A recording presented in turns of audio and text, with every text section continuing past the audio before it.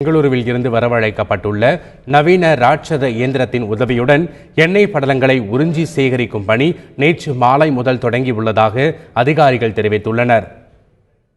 சென்னை எண்ணூர் அருகே விபத்துக்குள்ளான கப்பலில் இருந்து வெளியேறி கடலில் கலந்துள்ள கச்சா எண்ணெயை எவ்வாறு அகற்றலாம் என்பது குறித்து கடலியல் துறை தலைமை பொறியாளராக பணியாற்றி ஓய்வு பெற்ற ஜெயபாலயன் என்பவர் விளக்கம் அளித்துள்ளார். ரொம்ப ஈஸி என்னன்னா, அதுக்குன்னு ஒரு மெக்கானிசத்தை உருவாக்கி அதையெல்லாம் சக் பண்ணி மொத்த ஆயிலையும் அப்படியே சக் பண்ணி ஒருத்தர் சொல்லிட்டு இருந்தாங்க, இந்த ஆயில் வந்து திக்கா இருக்கு, அதை சக் பண்ண முடியாதுன்னாங்க. காங்கிரீட் நம்ம ரூப்ல எடுத்து போய் கொட்டலையா, காங்கிரீட் கல்லையும் ஜல்லியும் எடுத்து போய் ரூப்ல கொட்டும் போது இந்த திக் ஆயில வந்து சக் பண்ண முடியாதா?